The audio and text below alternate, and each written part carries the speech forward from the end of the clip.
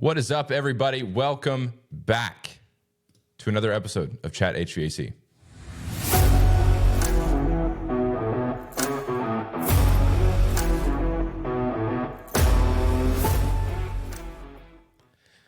How's it going, everybody? Welcome back to Chat HVAC, where we give you quick answers to your comfort questions. And today, we've got a special episode planned for you today. We've got some other guests on the show, and we're going to do like a Meet the Tech type interview today. So we've got Sam and Seth with us on the show. They are two technicians that work with me here at Comfort Solutions. And we're just going to be talking about how they got into HVAC, kind of what keeps them interested in the job, and maybe some tips that they might have for homeowners to keep things running smoothly all year round. But before we jump too far into the episode today, I just want to remind you to go ahead and like the show, subscribe to the channel.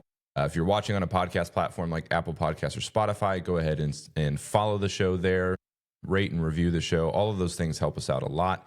And if you like what we're doing here at Chat HVAC, those are the best ways that you can help us grow and expand our reach. So let's go ahead and jump in. So we're going to start with some introductions, guys. Let's start with just kind of tell us a little bit about yourselves, how long you've been with Comfort Solutions, and kind of what got you into HVAC in the first place. Sam, we'll let you take it away.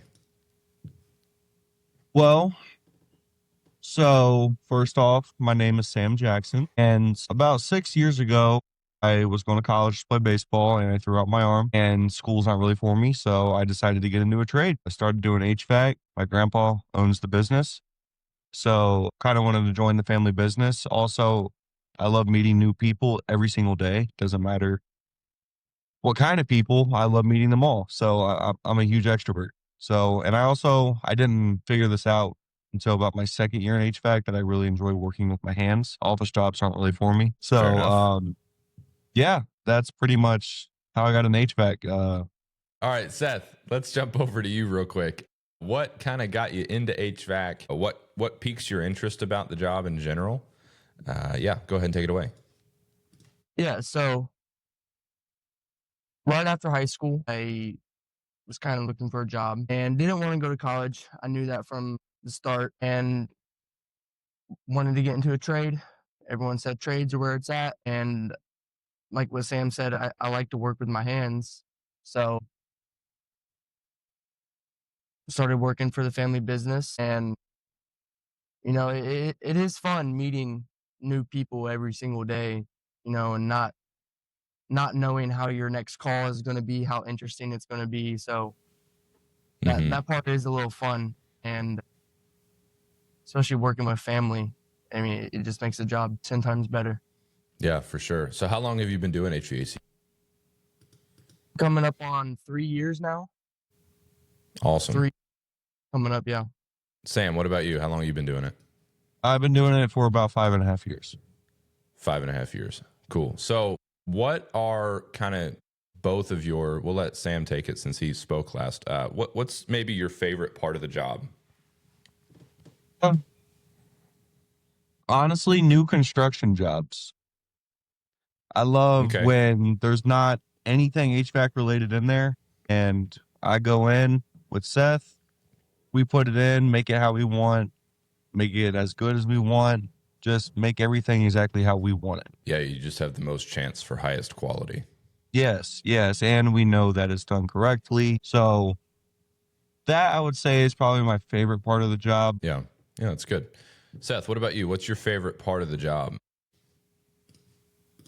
My favorite part of the job, I would have to say, is, and I have many parts, and I would say the first one is working with family. Not many people can say I get to do my job with my family. So that makes it a lot more fun. Also, I would agree with Sam with new construction jobs.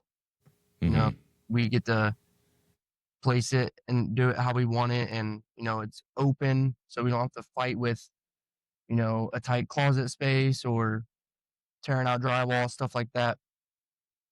But yeah, I would say my most favorite part is working with my brothers and doing my job with them. Yeah, working with family makes any job a lot easier, so long as you all can get along. Yeah. So I wanted to go ahead and kind of move on here to you guys are both installers for Comfort Solutions primarily. That's what you do most of the time on a daily basis. Walk us through kind of a typical day. What does a typical install look like, all the way from kind of rolling into the shop, loading up the truck, to getting out to the job? What does a typical day look like for both of you? Because I know you both are you guys are kind of our install team. You guys do a lot of our installation. So yeah, walk us through a typical day. Sam, why don't you start that out?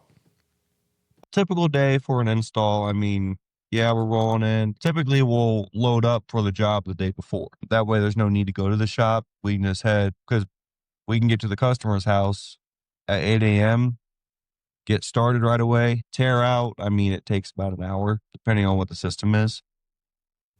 Mm-hmm. But an install, I mean, you're looking at, we won't be done till maybe 4 o'clock, 5 o'clock.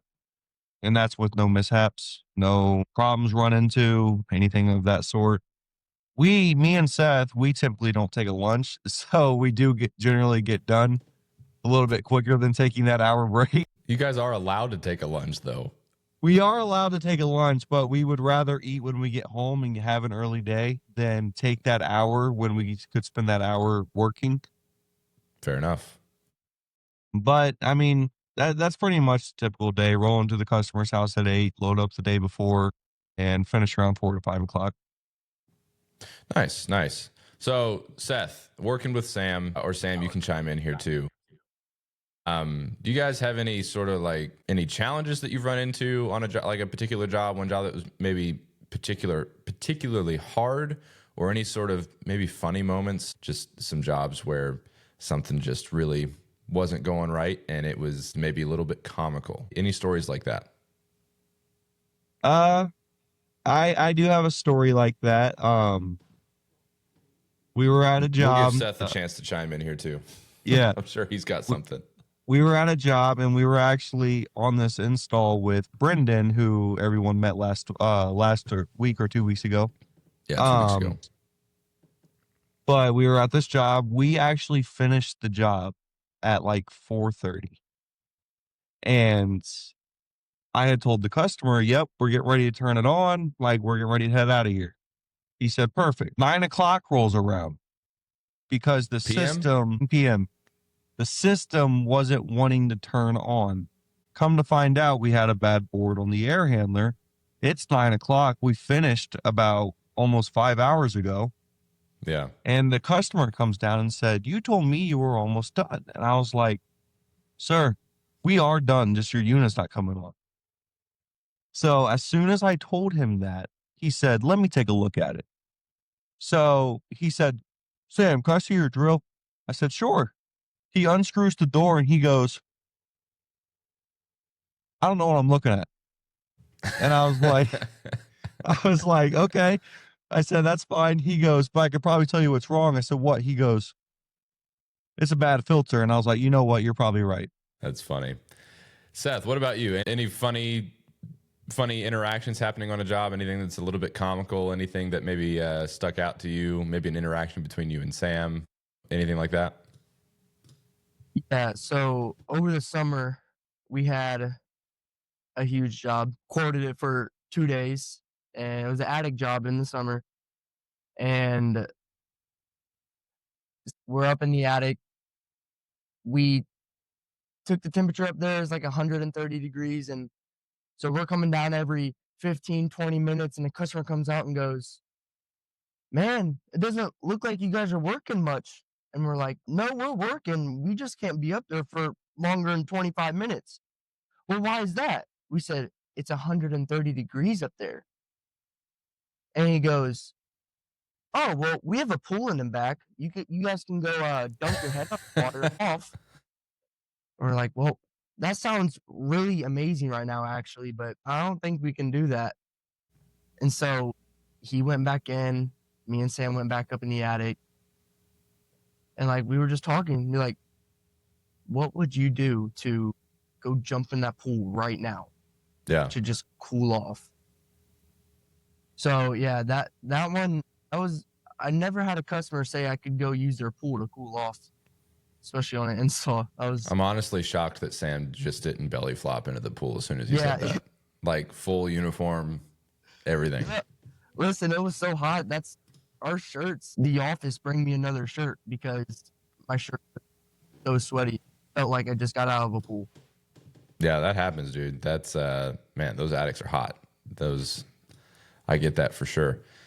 That's funny. So the next thing here that I wanted to tackle, and I appreciate those stories from you guys, kind of makes it a little bit more real and lets the homeowner know, get kind of an inside look into what goes into an HVAC installation and all the hard work that goes into that. Because this show, Chat HVAC is all about providing information and providing education to homeowners and answering their questions. So they're the people that we want to see this. But all that being said, you guys have seen a lot. You guys do a lot of our install.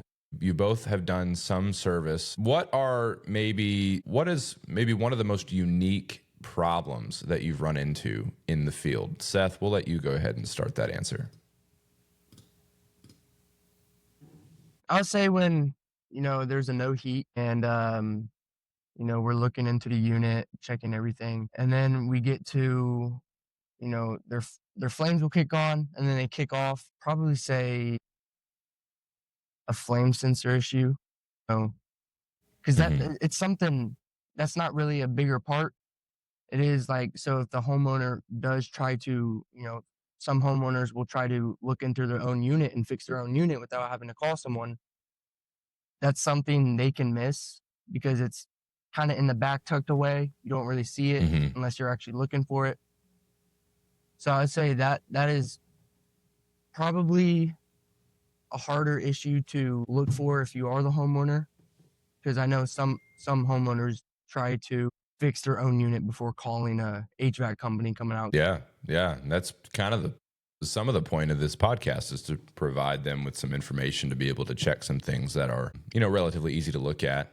But a flame sensor, yeah, that's a little bit more of a difficult issue for a homeowner to diagnose themselves without some sort of mechanical aptitude. Now, there are some out there, but Sam, what about you? What's maybe a unique problem or maybe an exceptionally difficult issue that you've run across in the field? Because I know you've done some service as well. And this kind of bounces off what Seth had said. I'd say that's pretty difficult, just tracing down multiple issues in the system. Because you got to trace down kind of a continued diagnostic type of thing where you run into one problem, you fix it, you run into another problem, you fix it, and so on and so forth. Yep. Okay. So, but I'd say that's pretty challenging itself because, it does take a lot of focus. It does take a lot of knowledge to trace down and know what each part does do. Like, you got to know every single part in that furnace if you're going to diagnose a furnace properly. If you don't know every single part in that furnace, you're not going to know how to fix it. You got to know what those parts do, how they function, what's the order of operation, all that stuff. For sure. Man, I'll tell you, there's one, like I've done service a long time. There's one problem that if I run into, it makes me want to pull my hair out, and it's a low voltage short. Anybody else feel that way? Yes. Sam, Seth, you guys run into those? No, all the time. All the time. Oh my gosh. Yeah, low voltage shorts, those are tricky. And that kind of goes along with what Sam was saying about the whole continued diagnostic thing where you kind of find one problem and then that unveils another problem, which reveals another problem, which reveals another problem. Yeah, those can be a little bit tricky. But Sam and Seth, if you guys could give homeowners listening, because those are the people that we want to listen to this podcast, are homeowners. We want to provide them with information, with education about their system to, be able to just be a little bit more knowledgeable about their HVAC system. I know to people who don't work in the trade, that can be just kind of a big mystery that's in their house. They know it comes on when they turn the thermostat on, but that's about it. And we want to teach them a little bit more about how it works. If you could give one piece of advice to every homeowner listening right now, what would it be? Sam, we'll let you go ahead and start. One piece of advice. I run into DIYs a lot.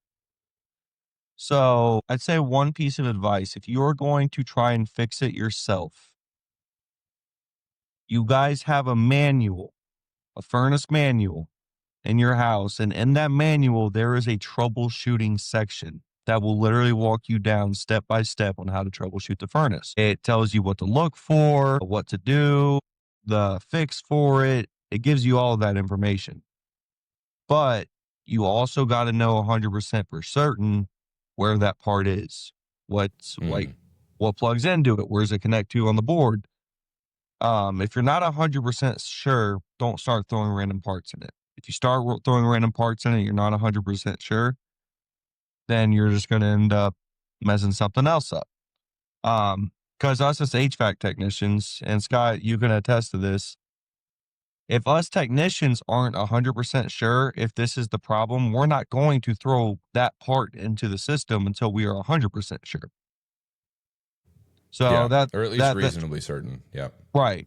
So that would be my one piece of advice. If you're going to do it yourself, there's a manual that gives you everything, and make sure you're 100% certain on what the issue is. Yeah, that's good advice. Not necessarily discouraging people from looking at their systems for themselves, but if you are going to jump into that, a good place to start is the manufacturer manual with the troubleshooting flow chart that's in the back. So, yeah, that's definitely some good advice. Seth, what about you? Any word of advice or tips that you might give homeowners listening? Yeah, I would say keep it really maintained. Like get it maintenance. If you're on your yearly maintenance plan with your company, and if they haven't scheduled you and it's coming around, call them, say you need a maintenance. But also, there are some things you can do before you get the actual in-depth maintenance. When your technician comes out, checks all your readings, your pressure, all this and that. Check your filter. Make sure your filter is not dirty. A dirty filter can cause a handful of problems. I've had some homeowners ask me before if they can wash their own outdoor coil and just spray. You can just use your water hose and spray it down, clean it. That'll help. So I would say just keep it well maintained, take care of it. Obviously, there's things you can't do, kind of like what Sam was saying. If you are going to look into your unit further, biggest piece of advice for that, if you're going to reach in there, I would turn off the power so you don't get shocked. That's a good idea. Yeah.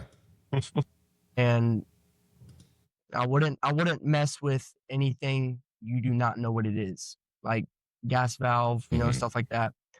So yeah, those would be my tips and advice for them. Yeah, man, that's really good. And not discouraging people from working on the systems for themselves, but just being careful and being aware, and make sure the power's turned off. Make sure you don't mess with anything that could be a potential safety concern, like a gas valve or things like that.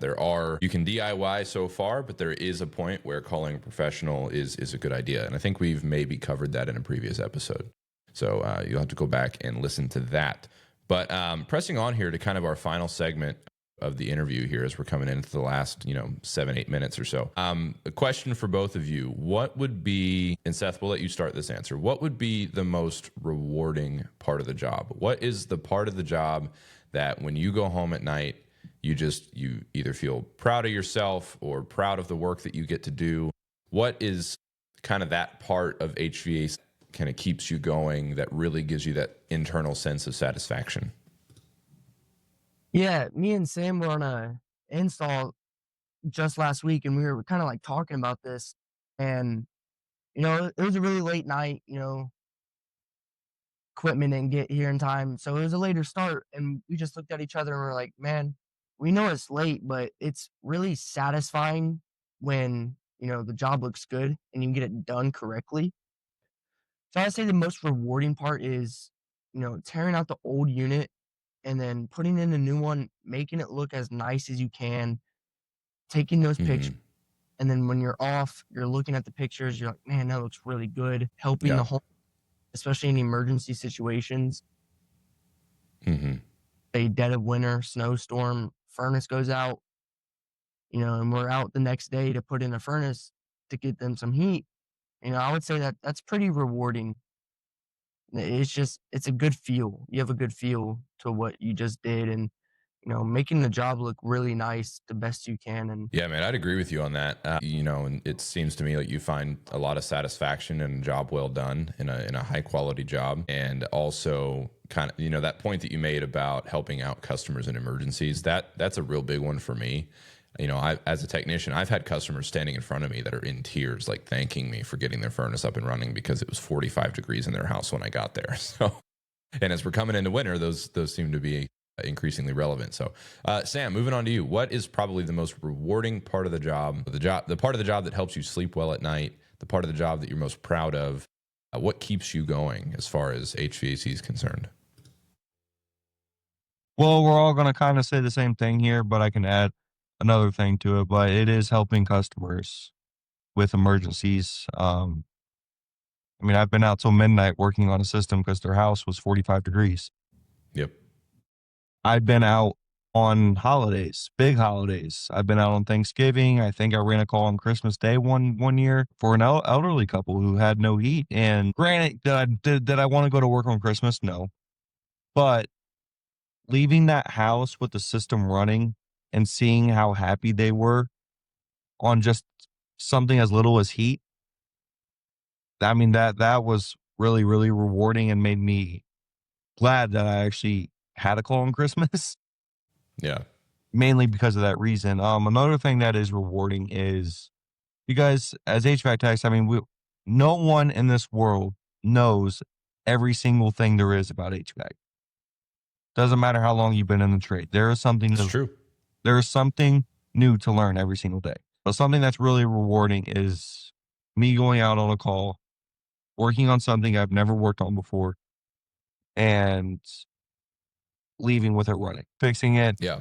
In the manufacturer manual, diagnosing it, getting it running on something that I've never worked on. That is probably the most satisfying thing there is for me.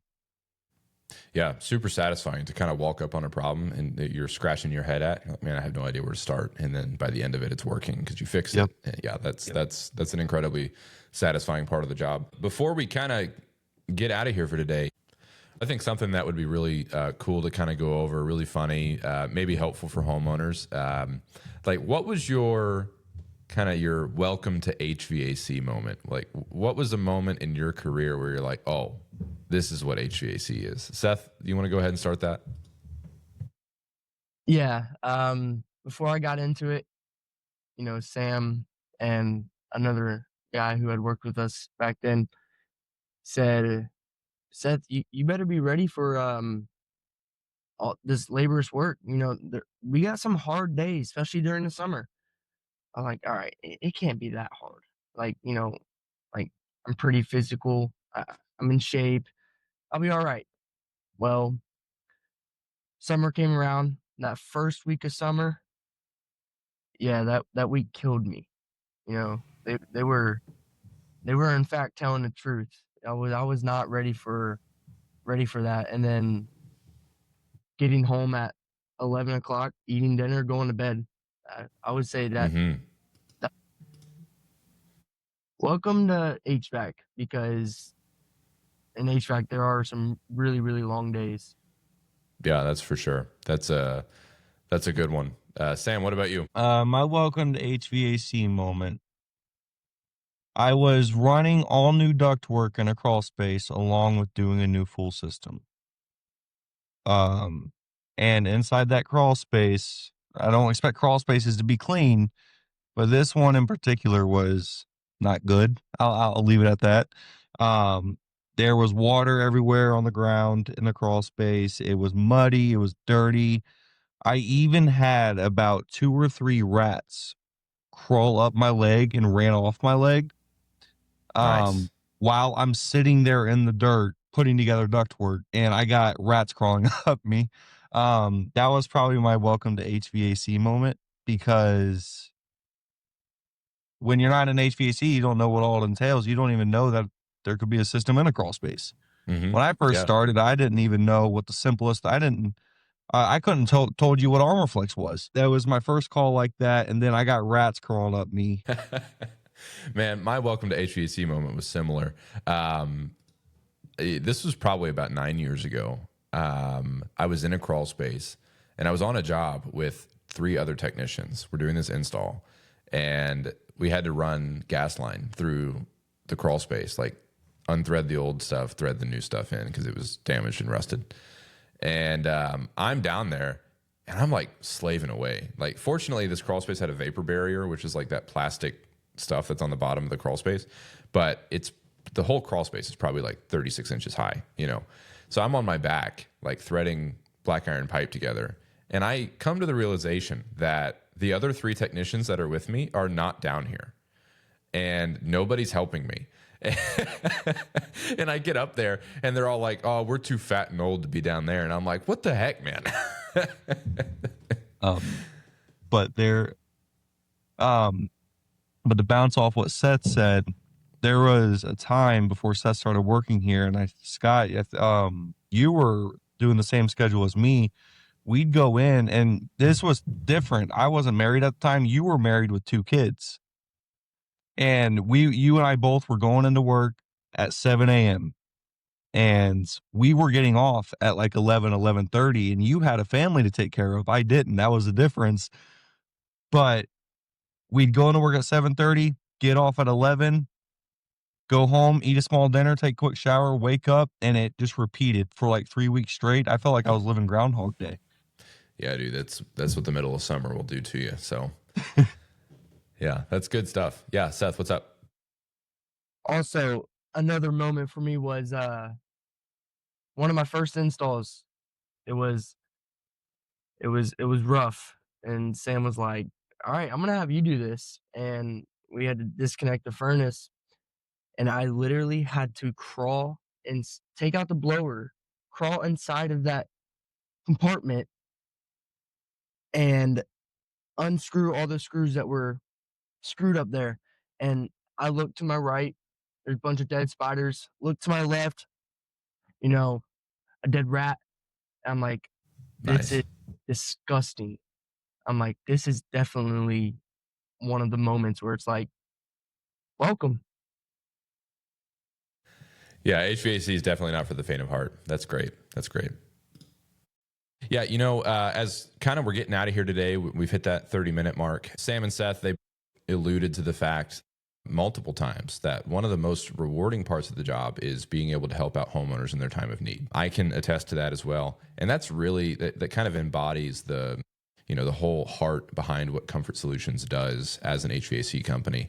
You know, we're out to try to service our customers as best as we possibly can. And, but we're going to go ahead and get out of here for today. This is going to wrap up our Meet the Tech episode of Chat HVAC. Big thanks to Sam and Seth for joining me today and sharing their stories and their knowledge that they have as it relates to HVAC. It's always great to hear directly from the people who are actually working on the systems that are running our homes and keeping them comfortable. But if you enjoyed this episode, be sure to like and subscribe. Those things help us out a lot. Like I said at the beginning, if you're listening on a podcast platform, go ahead and follow, rate, review, all of those things. We'd certainly appreciate that. Your support in that manner helps us kind of broaden our reach and be able to get this information to more and more homeowners. So as we're getting out of here, next week, we are going to get into the holiday spirit with an episode about how to keep your guests cozy without spiking your energy bills. We're going to share simple, affordable ways to stay comfortable during the busiest parts of the year and often the coldest parts of the year if you live in a climate like Ohio. Thanks again for tuning in. My name is Scott Jackson. This is Chat HVAC, and we will see you next week.